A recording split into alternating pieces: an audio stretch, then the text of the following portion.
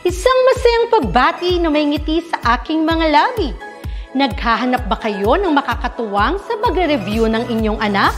Meron yan sa DepEd. Ang ETUlay online tutorial ay libre at handog ng ating kagawaran sa pangunguna ng OUA ICTS EdTech.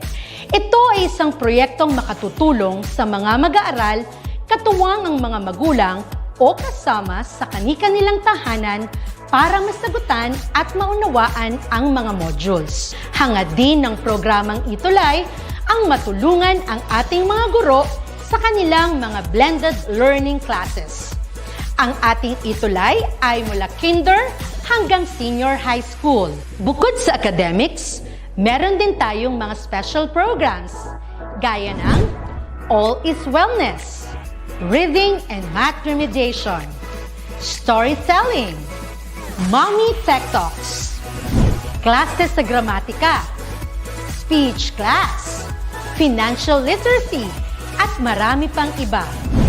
Pinalawig din ng ETUlay ang ating Alive program para sa mga mag-aaral mula grade 1 hanggang grade 3. Gayun din ay mayroon tayong ALS program at SPED tutorials na makasisigurong makakamit ng lahat ang inclusive education.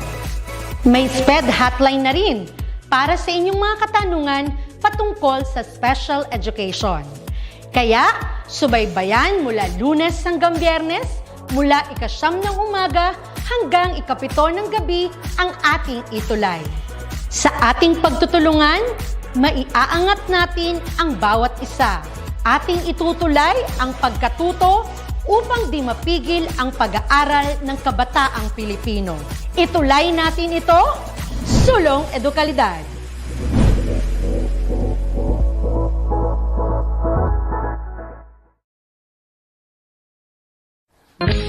Welcome to your ETUlay online tutorial program. Tayo ay naglakbay sa nakaraang semester na puno ng pagkatuto at paglago. Join us again as we welcome the second semester of the academic year 2021-2022 dito sa inyong klaseng ETUlay. Here are your new fantastic tutors at your service. ETUlay ang gabay sa pagkatuto. ETUlay edukasyon itatawid sa'yo. ETUlay paaralan nilalayo sa'yo. ETUlay sa makabagong panahon. ETUlay para sa kabataang Pilipino. Every Thursday from 4 p.m. to 6 p.m. Huwag kayong mawawala. Ating patuloy na saliksikin ang hiwaga ng humanidades at agham panlipunan. Laging tandaan, ikaw ang best tuwing Webes. Kung maling impormasyon, katotohanan nating ituro, pagmarin ang edukasyon. ETUlay ang gabay sa pagkatuto.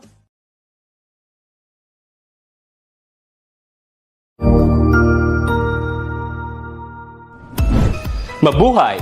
Isang mapagpalang araw sa ating lahat. Ako ang inyong lingkod, Tutor Madge. Welcome sa ating ETUlay, ang ating libreng online tutorial na hatid ng ating kagawaran ng edukasyon, ICTS EdTech. Ang programang ito ay inaasahang makatutulong at maging karagdagang kaalaman sa mga mag-aaral mula kinder hanggang senior high school, ALS, Alive, at SPED learners. Bukod sa pagsagot ng mga modules, ang ETUlay ay may mga special programs din na siguradong aabangan ninyo araw-araw. Katuwang ang ating mga minamahal na mga magulang at guro ay maitutulay natin ang pagkatuto. Kaya, ihanda na ang inyong module, lapis, papel o kwaderno. Ihanda rin ang isip, mata at tenga sa isa na namang makabuluhang aralin. Tayo nang matuto kasama ang inyong volunteer online tutor, sa oras na ito.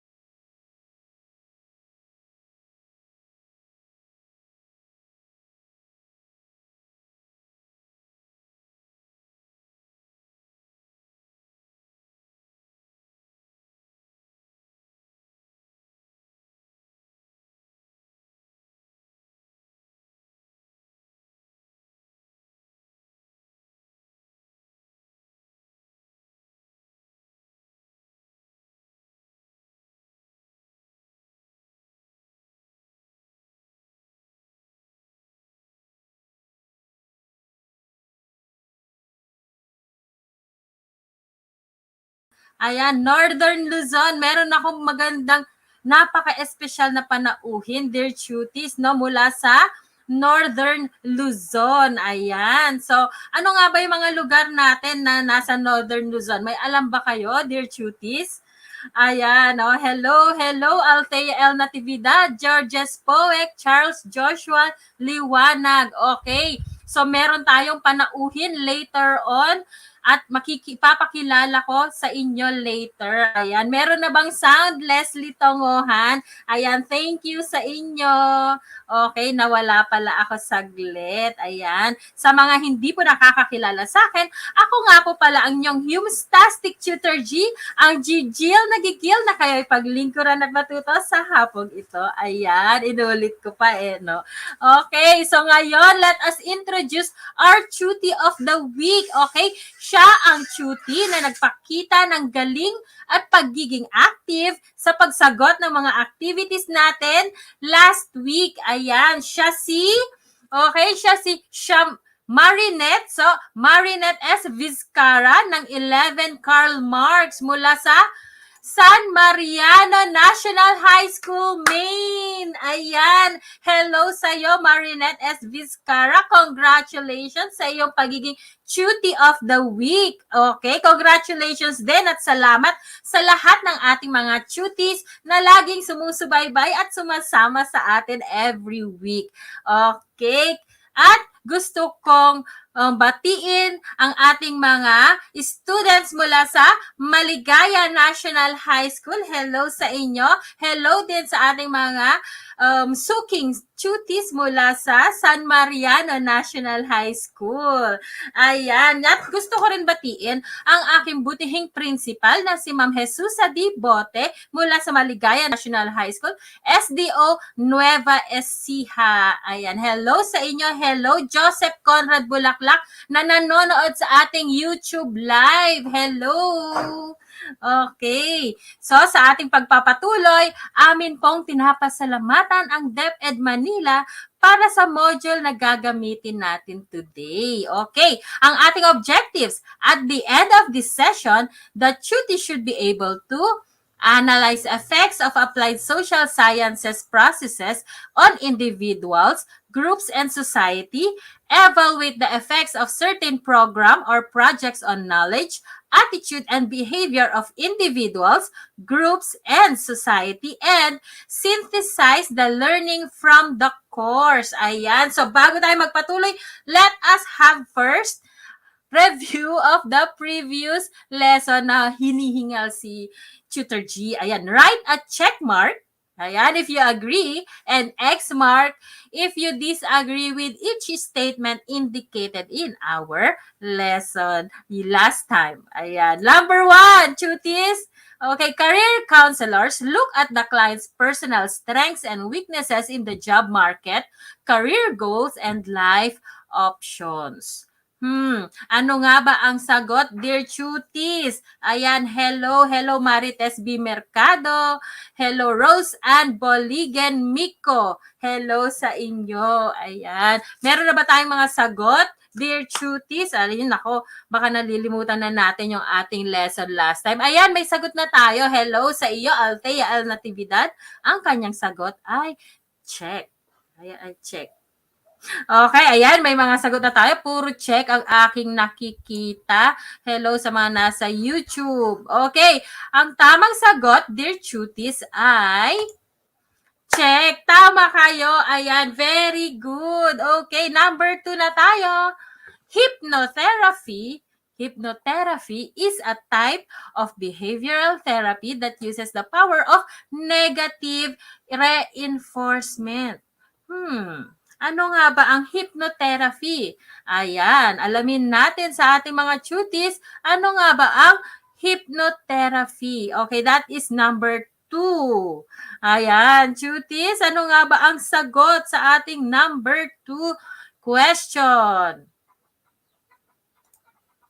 Okay. Ay, nako, parang nagkalimutan na yata tayo, dear cuties, ano? Okay, hindi ba? Hindi ba? Okay, hindi naman. Meron naman palang mga sumasagot. Ayan, merong mga sumagot ng check. Meron din namang, ayan, sumasagot ng X. Ayan, active ang ating hello sa mga nasa YouTube live. Salamat sa inyong panonood at hello din sa ating mga nasa Facebook live. Okay. Ayan. So, ano nga ba ang sagot, dear cuties? Ayan. So, X ang tamang sagot. Congratulations, Georges Poek and Althea L. Natividad. Sila'y mabibilis. Okay. Number 3 na tayo. Okay. To get the attention of the audience, it is necessary to demand attention. Ayan, to get the attention of the audience, it is necessary to demand attention. Tama ba ito, dear cuties? Or mali? Ayan, okay. Hello, dear cuties. Ayan, bilisan natin ang pagsagot para makilala na natin ang ating guest speaker today. Ayan. Okay. So, ayan, si Georges Poek sumagot na ng check. Si Althea Natividad, sumagot ng Ayan. Okay, ano nga ba ang tamang sagot? Ang tamang sagot, cuties, ay X. So, X ang tamang sagot. Ayan. Okay, number 4 na tayo. Life coaching is a discipline that discusses personal goals, business achievements, general circumstances, and changes in an individual's personal life, relationship, or career. Is this check or X? Okay, yan, napapaisip ang ating mga cuties, ha? Ayan, hello sa inyo, hello, okay. So, ano nga ba ang tamang sagot, dear cuties, no? Sagot lang ng sagot, ha? Ayan, may mga sagot na tayo, no? Kabibilis din talaga ng mga ating cuties, ng ating mga cuties pala, I should say. Okay, ang tamang sagot, dear cuties, ay check. Tama kayo, check. Ayan, no, check mark. Very good. So, woohoo! Congratulations, cuties, sa inyong active na pagsabay sa pagsagot sa ating pre-test. Okay, pre-test. Ayan, let's move on. Module 6 na tayo sa effects of the applied social sciences processes. Ayan ang topic natin today. So now you can see here, no, you can see in this slide, dear cuties, no, there are different effects of the applied social sciences. Okay, so ayan, nakikita natin sa diagram, no. So titingnan natin isa-isa yung mga yan, i-discuss natin para magkaroon naman tayo ng deeper understanding dito sa mga effects na to. Okay, the first effect that we have, sabi dyan, is the awareness and knowledge of oneself. Sabi dyan, no? Because of the applied social sciences, people in the society have devised new means to understand oneself and the people around them. An example of which is counseling. Okay, by means of counseling, we may understand one's personality, including various problems and issues that greatly affect an individual. So yan ay ang unang effect natin ng applied social sciences. So, under counseling daw, sabi dito, makikita natin at may intindihan kung ano yung mga nangyayari sa buhay ng isang tao. Aalamin natin ang kanyang personality, aalamin ni counselor yung personality at tutulungan niya kung meron man siyang problems at issues. Ayan ang una. Okay. Second one. Second one, we have attitude and values change. Sabi dito, another effect of applied social sciences is that it allows us to understand more the various social phenomena, and because of this, people can make significant changes in their attitudes and values to prevent the occurrence of various natural and social problems. Ayan. So, dito nakikita natin, no, yung sa applied social sciences, as an effect itong attitude and value change, nagkakaroon daw ng changes, no, sabi nga diyan, no. So for example, ngayong pandemic, no, so nakakatulong itong awareness natin para yung attitude natin pala, para masagot natin or ma-overcome ang COVID-19 pandemic.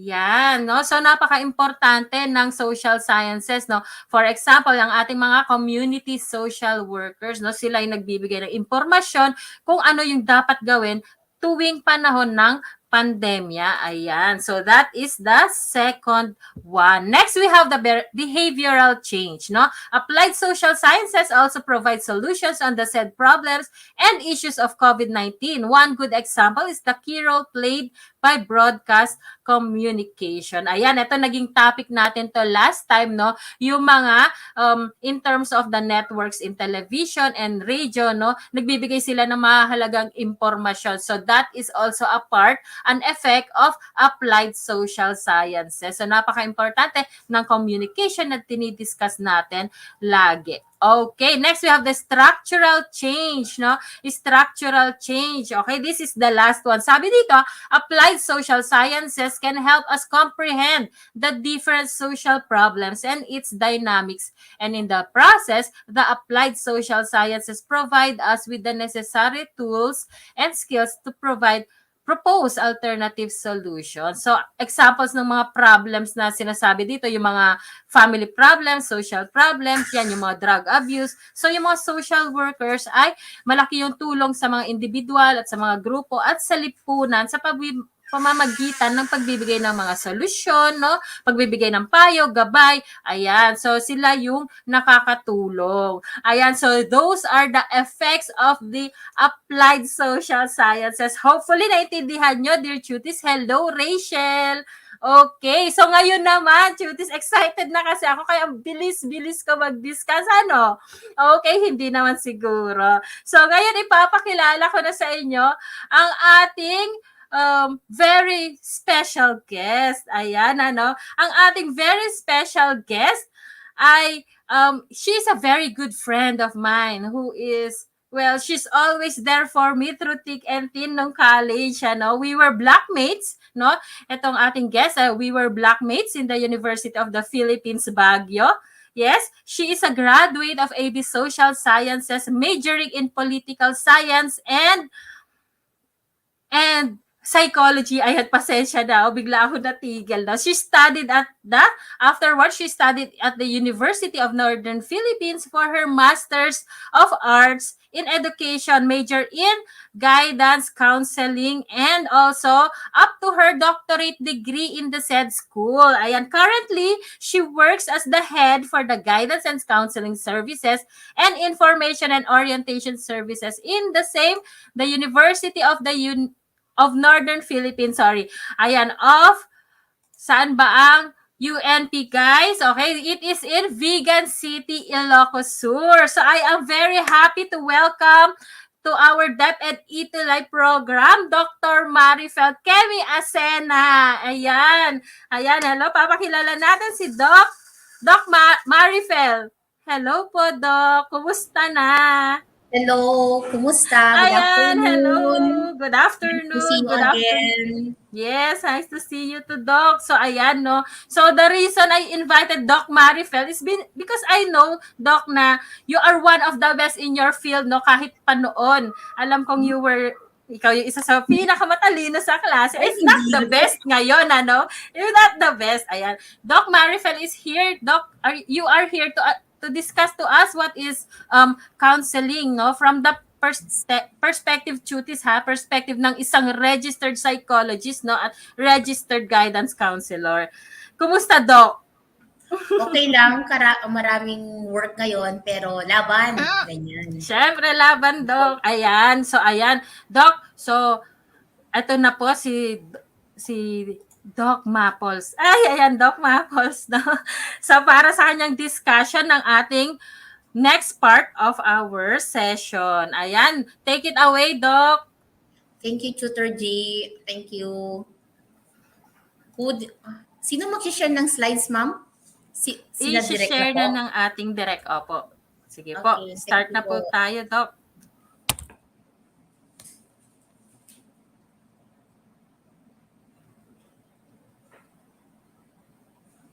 Okay, so let's see. Let's wait for the slides. By the way, to our cuties for the ETUlay, good afternoon. Thank you for inviting me to give a concise discussion on what is guidance and counseling here in the Philippines, and at the same time to give you an overview of the different stages or the process of counseling, the professional relationship between the counselor and the counselee. So let's wait for a bit for the slides to be shared in our screen.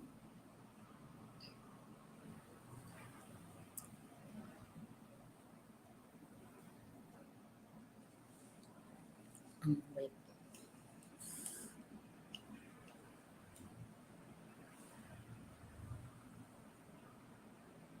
Okay, so there you have it. To our duties in the online or the virtual world in the ETUlay. So once again, I am tasked to discuss with you concisely the guidance and counseling in the Philippines. So when we talk about guidance and counseling, we have to make it a point that it is based on a legal basis or a legal document for us to really understand what do we mean by guidance and counseling.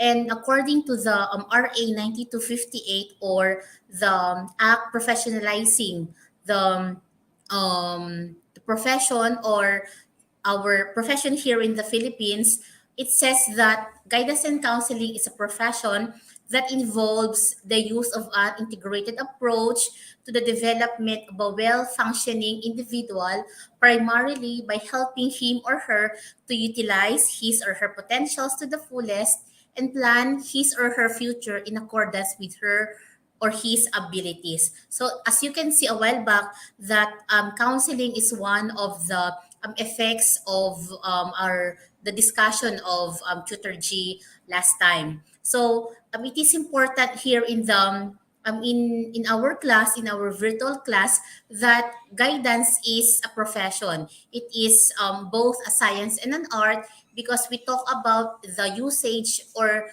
the implementation of an integrated or multidimensional approach for us to be able to assist our clients. And our clients, their goal is to become a well-functioning individual. And when we talk about well-functioning individual, they are very self-directed. They fulfill their maximum potential, and at the same time, they know their weaknesses and strengths, like what Tutor G had mentioned a while back.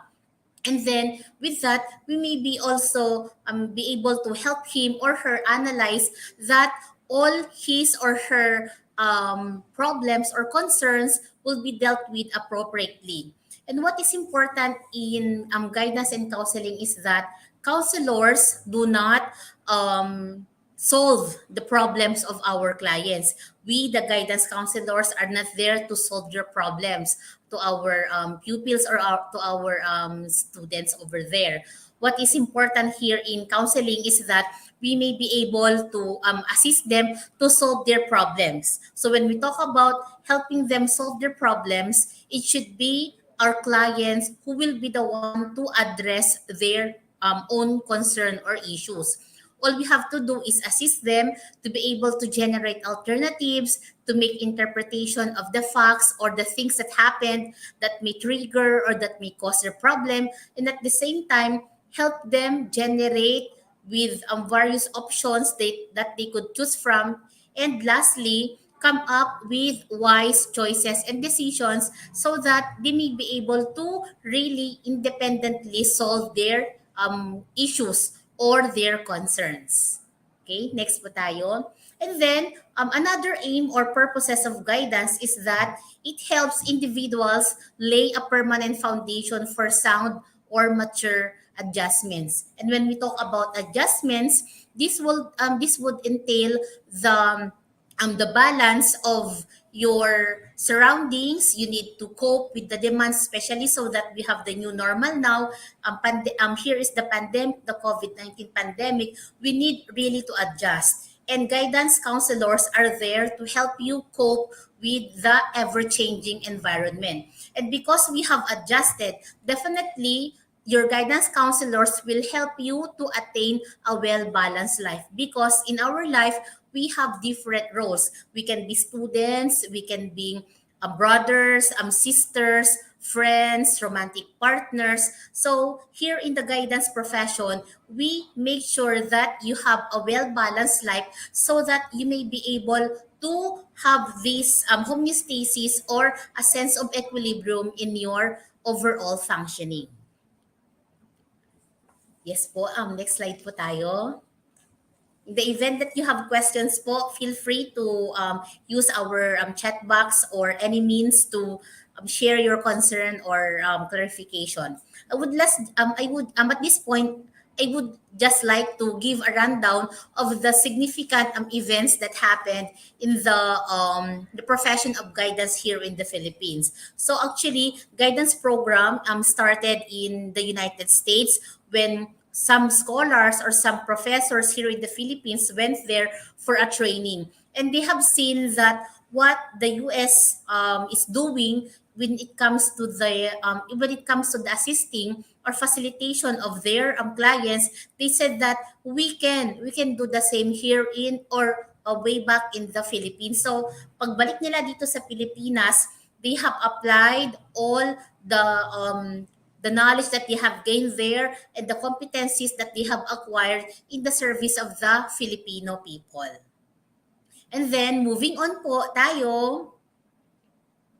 Okay, so it was the year 1932 when the formal guidance setup was started. And it was through the initiative of Sinforoso Padilla, which has a psychological clinic. And this clinic is there or present to address the different cases of student discipline or those with violations in the Code of Conduct and Discipline, those who have emotional concerns like maybe you are heartbroken, maybe you cannot control your anger, maybe you are feeling depressed, and at the same time, those who have problems when it comes to their schooling or when it comes to their studies. And then, on the year 1945, we also have the first Guidance Institute that was held in the National Teachers College. And this gave birth to the Guidance Association of the Philippines, and ultimately, it became the IAPOA, or the Integrated and Accredited Professional Organization of Counselors, and that is called the Philippine Guidance and Counseling Association Incorporated. Moving on po tayo.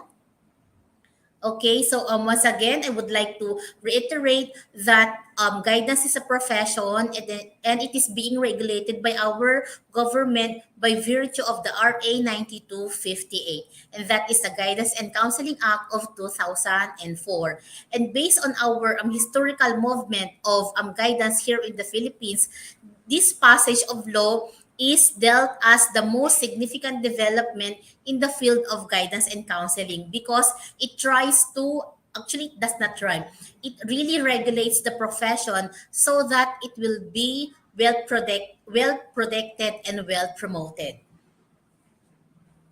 Further po, we can go to the next slide. According to the RA, in the context of the Declaration of Policy, it is hereby declared as a policy of the state to promote improvement, advancement, and protection of the guidance and counseling profession. So, because of the very good contribution in the nation building of guidance counselors in our country, the state would like to protect its improvement, its advancement because of the essential things that may be sharing by the guidance counselors. And how are we going to protect the profession? Of course, just like our teachers, just like our architects, they are into regulatory measures like having the board examination. Kasi po, hindi ka magiging registered guidance counselor sa Pilipinas kung hindi ka makaka-graduate ng masters in guidance and counseling or any allied profession, and at the same time you need to pass or you need to take and pass the board examination kasi nga our profession po, guidance counselors could make or break a person. That is why napakalaki po ng role or responsibility ng guidance counselors po sa ating community. Okay, let's move. And because of that, the Philippine government recognizes the important role of guidance counselors, just like what I mentioned a while back, in the context of nation building. And it promotes the sustained development of a reservoir or a pool of guidance counselors. And at the same time, just like what I made mention a while back, the pool of guidance counselors will be determined through the honest and credible licensure examinations, which has some requirements for you to pass, like the board examination for the other professions. And then aside from the licensure examination, with the other profession, we also have the continuing professional development or continuing professional education, because passing the board exam is not the end of your professional development as a career, as a guidance counselor. For you to be able to renew your license, you must be able to attend seminars or webinars. You need to attend trainings so that you will be able to keep abreast with the latest trends of your profession, and at the same time you must know what would be the roadmap of your profession. It's because they say that, diba, we have a principle in teaching learning that learning is a continuous process. Habang humihinga tayo, tayo ay natututo. So it is a continuous process of learning. Okay po. Let's proceed. And then, another one. Sige po, continue. Okay, so let's now talk about what do we mean or who is a guidance counselor. Kanina ko pa po sinasabi kung sino si guidance counselor, pero dito, sabi ng RA, a guidance counselor is a natural person who has been registered and issued a certificate of registration and a valid professional identification card by PRC. Okay, so there are different terms that we use, those who would like to help a person. But when we talk about RGC or a registered guidance counselor, that is a Filipino individual who holds the PRC card containing his or her registration number. And I would like to reiterate that having that PRC card entails great sacrifice, great training, and great educational preparation. So for emphasis, you need to pass the licensure examination for guidance counselors. But before that, you need to earn a degree, a master's degree in guidance and counseling or any allied field. Okay. So proceed po tayo.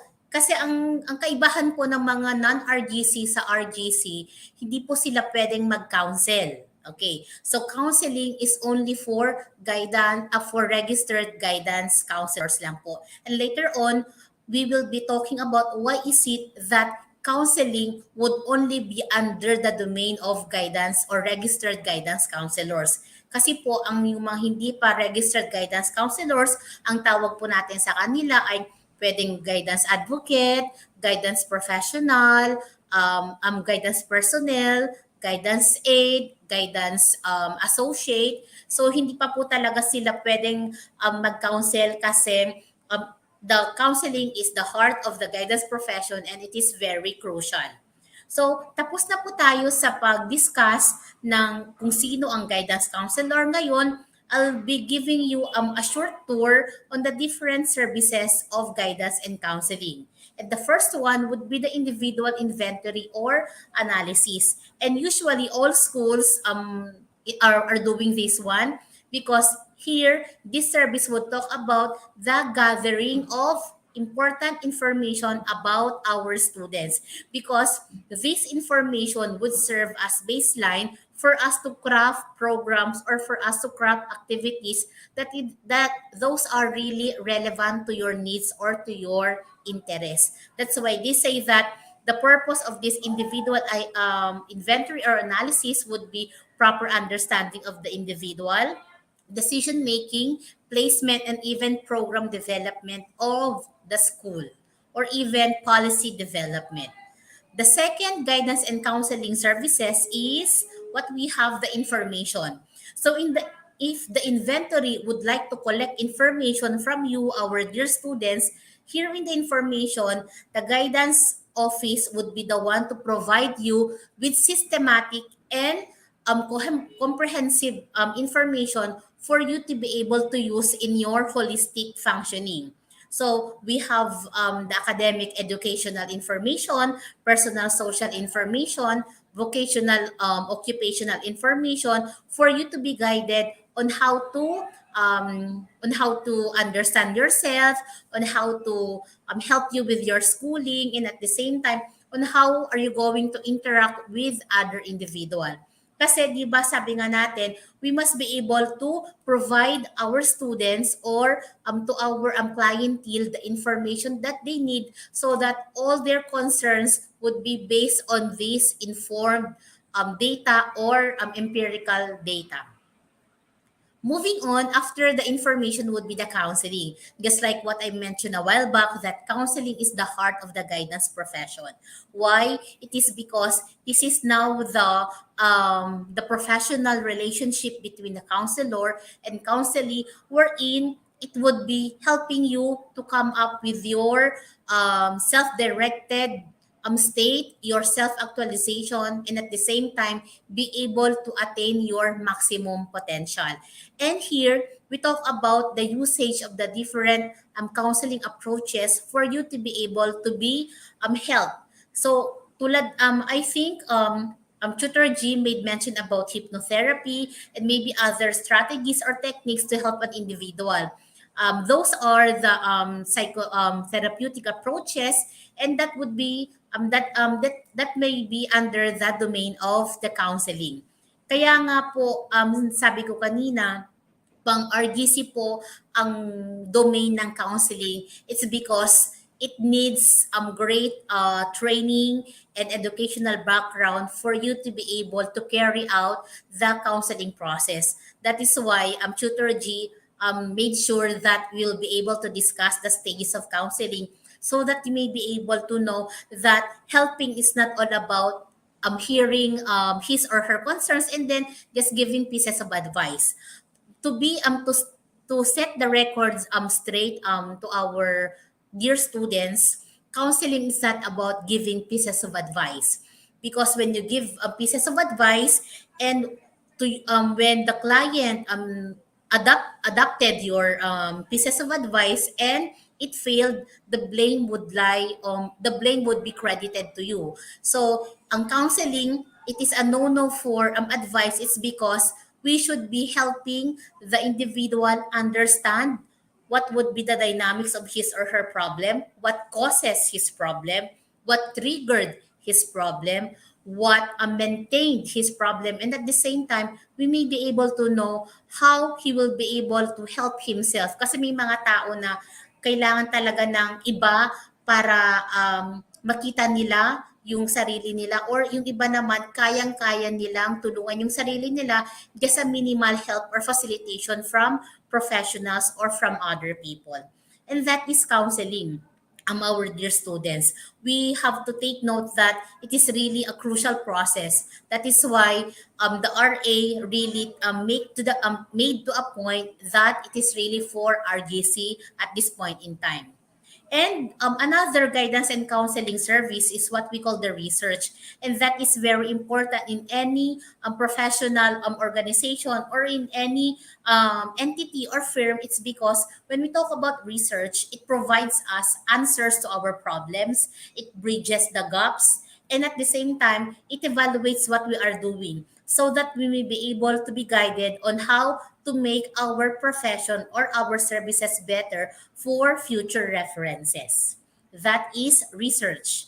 And then we also have placement. So under the guidance and counseling services, actually we have really two types of placement, the vocational placement and the educational placement. Maybe to our students, they can relate wherein when we talk about educational placement, this is the time when your guidance counselors or your teachers help you or assist you to become a member of the choir. It helps you to become a member of the debate team. It helps you to become a member of the cheerleading squad. So that is educational placement. And then when we talk about vocational placement, I think that is one of the core aims of the DepEd now. It's because we talk about educational placement. We talk about career guidance or career exploration of our students so that when they will be going to the college level or tertiary level, they may be able to explore the different options wherein it matches their ability, it matches their potential or attitude, it matches their interest, and at the same time, are they capable financially to sustain or to finance the program that we are into. And here in the placement, our partners here are our teachers in making sure that our students would be able to understand or would be able to determine what they really want to become when or to what course to pursue in their tertiary education. Okay. And after the placement, we have the follow-up service. And when, okay, on the referral service. And just like the follow-up service, we have the two types of referral, the referral in and the referral out. And when we talk about the referral as a guidance and counseling service, this would be providing a name to the guidance office that who needs assistance or facilitation. For example, si Tutor G, kapag nagdi-discuss siya dito sa kwan natin, sa StreamYard natin, or may yung ibang mga tutors natin, they can see that there are some behavioral manifestations or some comments of our students which may be a misplaced or to some extent that needs attention. So she will be using referral in the sense na she will be giving the name to the guidance office for proper facilitation or for proper assistance. And that is the referral in. So teachers, school administrators would have to refer individuals who needs assistance. Pero yung referral out na tinatawag natin, for example, may mga cases na beyond ng competency ng counselors, inire-refer natin din siya sa allied field or allied professionals. Like, kapag meron tayong psychiatric emergency, it's not within the domain of counselors. So therefore, we need to refer those to psychiatrists or registered psychologists. And then, every time that we do something, di ba, every time we make an activity, we make sure that we have the follow-up. And when we say follow-up, this is the mechanism of the guidance office to check whether a client or a former client needs further assistance or further facilitation. So tinitignan natin, you would like to monitor or you would like to supervise the performance of your clients, and that is follow-up is to be used as a guidance and counseling service. Okay? So, and the last one, of course, would be the evaluation. And in any activity, we need really to evaluate so that we may be able to know what services that we have offered have attained the set goals and objectives, and at the same time, we may be able to know what the aspects which the facilitators or personnel can be improved or can be commended, and we also check whether our facilities have been adequate. So, ang evaluation natin, very important yan kasi without it, we may not be able to have a good way on how to assess our activities or services to our clients. Okay? So, di ba sabi nga nila, here comes new normal, wherein everything is on the point of our tip of our finger. So, in the guidance and counseling, it also evolved. It also adapts to the ever-changing environment. So, meron tayong samples ng mga online guidance and counseling services. Like this one, I think this is a very effective way to reach out to our students. And this platform, the StreamYard, we could also adapt it in our university on one way to reach out to our clients, because like as you can see, maybe if you're going to check our Facebook page, the University of Northern Philippines Guidance and Counseling Services and Information and Orientation Services, we provide various online services. Like we have the Shield, and that is the online counseling of our university. We also have the online referral system. We also have the yung patok na ngayon, yung mga webinars natin.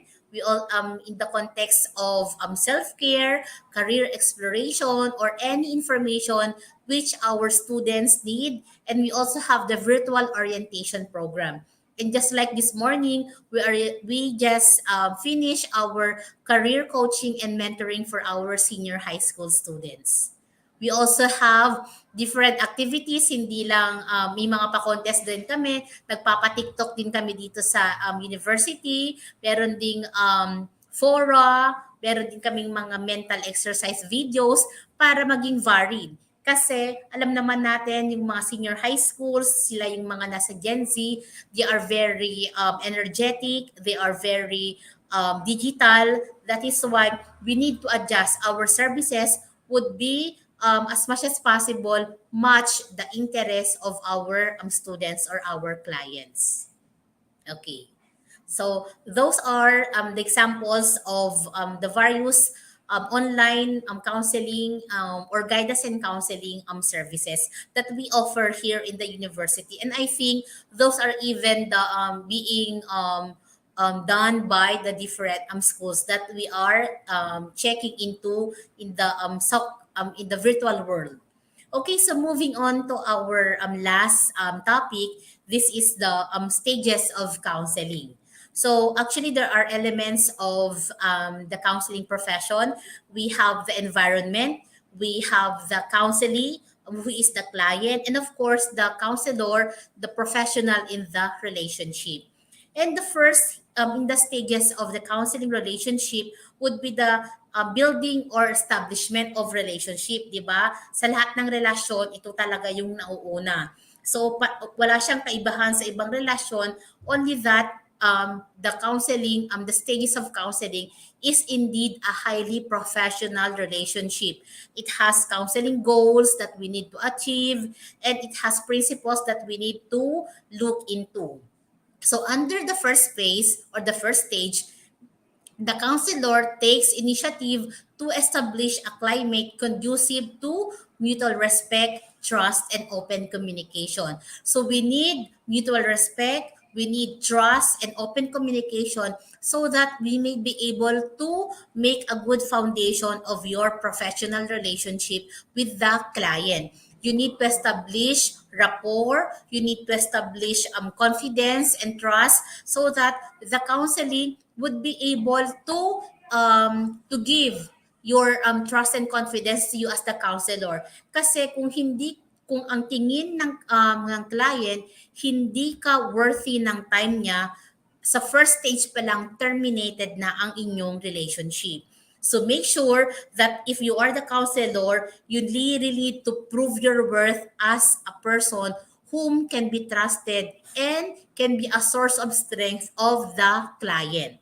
So if you are done with that, we can now proceed with the second stage, and that is the assessment of the problem. And it also talks about the problem identification and exploration. Now that you have gained the trust and confidence of your client, the counselor would be able to gather information relevant to the case or concern of the client. He may be able to interview the client himself. He may be able to interview his significant others, and that would pertain to the parents, to the friends, to the teachers, to the advisors, to the tutors of the client. It's because it is good that we need to come up with a holistic nature or holistic view of the problem so that we may be able to really know the factors that may interfere with the problem of our client or with our counseling.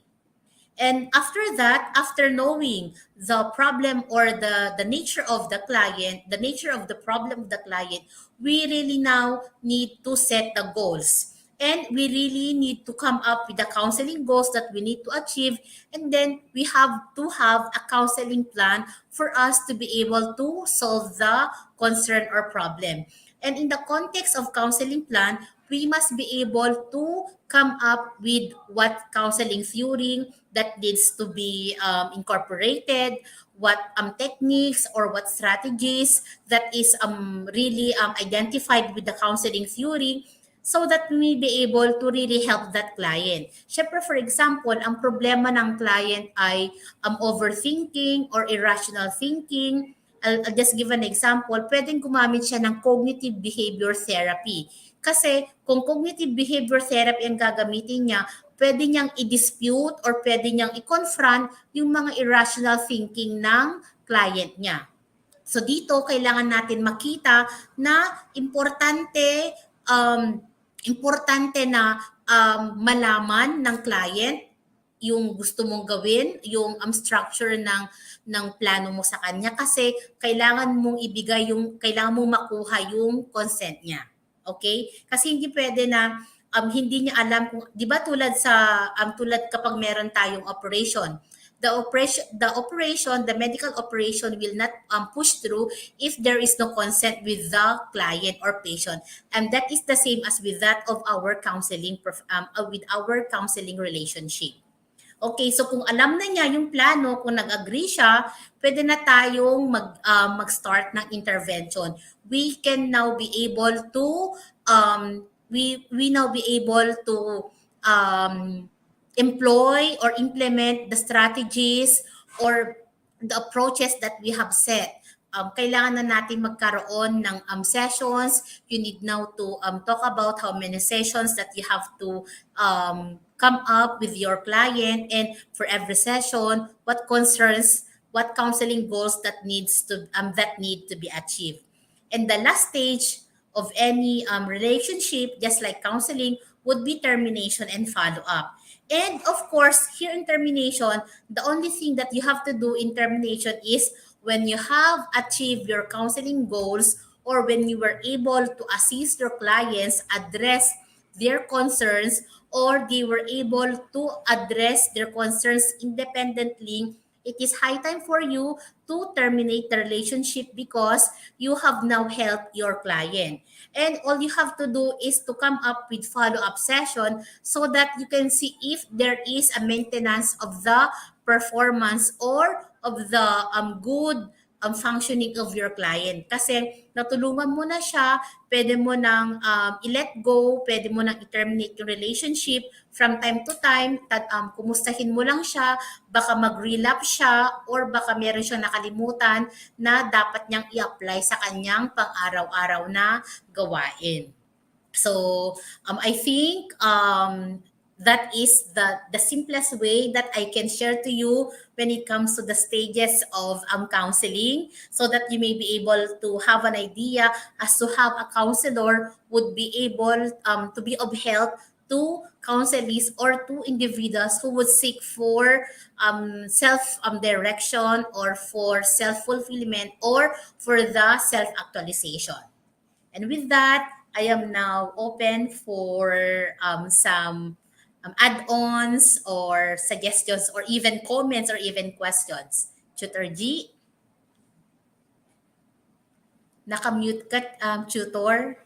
Nakamute na naman ako, Doc. Ayan. So, ayan, ang dami nating natutunan, no, dear cuties. Okay, so let us ready our questions. Baka meron nang nakareading mga tanong tong mga batang to dahil ang dami nating nalaman, no, mula sa mga ideas, how counseling works, no. Thank you, Doc, talaga sa iyong pag-i-impart ng inyong knowledge. Ayan, no. So, meron na tayong tanong, Doc. Ito, unahin natin kay Althea L. Natividad. Hello, cutie. Kumusta po kayo, Doc?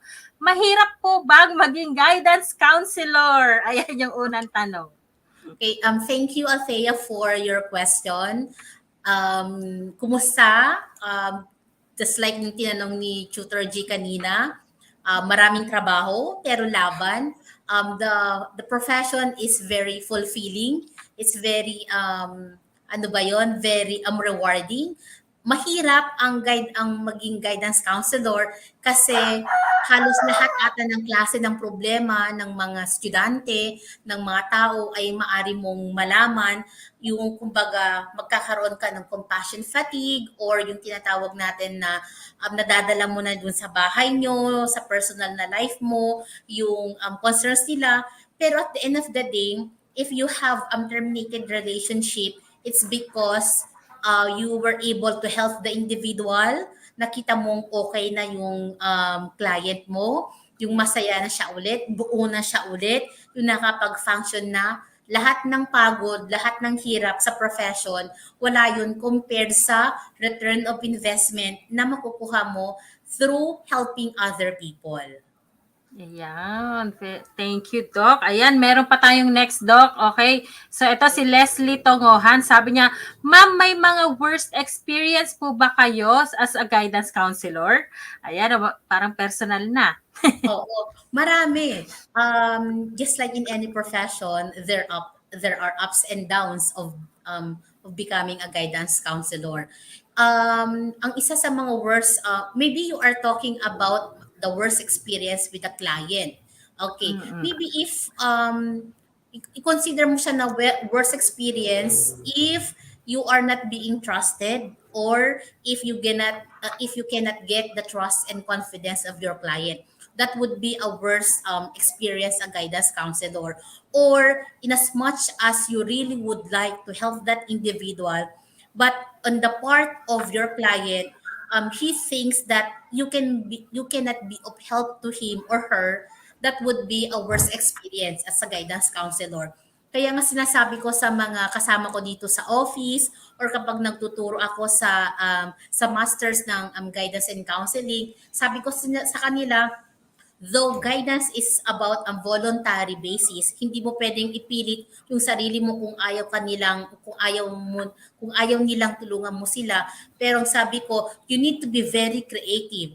You need to make sure that they can feel your worth as a helping professional. Kasi nga alam mo na kailangan nila ng tulong. So all you have to do is to exert all efforts so that they can see that you are there to help them. Pero kung hindi mo magagawa yun, isa sa mga worst talaga na experiences ng counselor yung hindi kanila pinapapasok sa mundo nila para matulungan mo sila. Ayan, thank you, Doc. Ayan, Doc, basahin pa natin itong mga question, Doc. Konti na lang naman. Sabi dito, Doc, hi po, Doc. Ito medyo madali lang to. How long it will take po para maging ganap na guidance counselor? Ayan, ang daming question, Doc. Ito pinili ko pa. Madali lang. Medyo mahaba-haba yung proseso para maging guidance counselor. Hindi tulad ng kay Teacher G na 4-year course, magti-take na ng board exam, pwede nang maging professional teacher.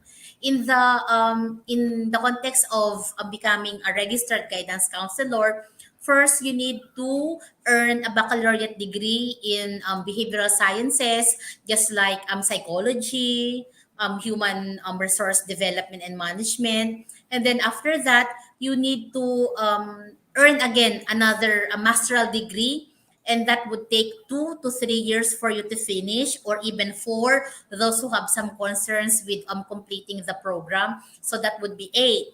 And then afterwards, you are now, I think, ready to apply for the board examination. So maybe after senior high school, the earliest time that you can get the license or the coveted license of registered guidance counselor is you can have it after 7 years. Or sige, gawin na lang nating 6 years para mas maraming ma-encourage na maging guidance counselor, maging professional helper. Yes, Doc. Parang gusto nga nito kaya tinanong ni Georges Powek. Ayan, so mag-last question na tayo, dear cuties, ha? Ayan, para mag-overtime na tayo eh. Okay, so isang question na lang po, Doc. Sabi dito, good afternoon po, Doc. In your opinion, what is the most important attribute that a guidance counselor should have? Okay. Ayan, Doc. Ayan. The greatest attribute or one of the best, if not the best attribute or trait of a guidance counselor in his profession would be his or her genuine desire to help other people. When you have this insatiable need or insatiable enthusiasm to help other individuals, everything would fall into its place.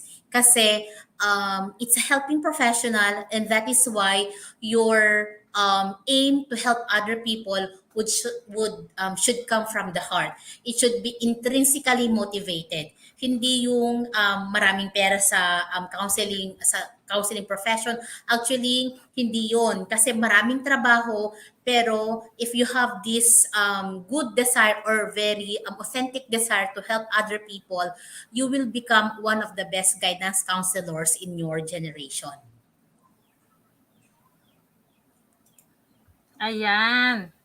Ayan, okay. Thank you very much, Doc. Thank you, dear cuties, sa inyong mga tanong. Okay, so yung mga next na mga tanong, Doc, pakibalikan na lang po at sagutin po natin isa-isa yung mga yan dahil overtime na tayo. So with that, okay, we would like to present our certificate of appreciation to our guest speaker. Let me read lang po kung ano yung nilalaman, Doc. Sabi dito, Certificate of Appreciation. This certificate is presented to Doc Marifel Kemi Asena, PhD, for imparting her invaluable insights during our ETUlay online tutorial in Senior High School Humanities and Social Sciences of the school year 2021-2022 conducted by the DepEd Educational Technology Unit given this 9th day of June 2022 in DepEd Central Office, Meralco Avenue, Pasig City, Philippines. Signed by our Senior High School Program Head, ETUlay Project Lead, and ETUlay Project Head. Okay. Thank you very much, Doc, sa inyong pagsama sa amin. I hope to see you again soon pag namasyal po ako ng Vegan City. Paalam po, and thank you very much sa iyong pagsama sa amin. Napakalaking bagay. Okay po. Thank you po. Salamat po, Doc. Okay. Bye po. Hi, God bless everyone. Okay, napakasaya po ng ating discussion today. But it's a wrap, dear cuties. If you have a dream, don't let it go unfulfilled. Gather the courage to believe in your ability to succeed and make the necessary plans to make it a reality. That is by Sri Shambhav. Okay, here are ang bumubuo ng Senior High School Humanities and Social Sciences para sa second quarter. Okay, thank you. And dito na po nagtatapos ang ating Yumstastic episode para sa quarter 2, week 6 ng ating second semester. Muli ako po ang inyong Yumstastic Tutor G, ang Gigil na kayo'y paglingkuran at matuto sa hapong ito. Paalam, dear cuties. Thank you very much sa inyong pagsama sa akin. Paalam!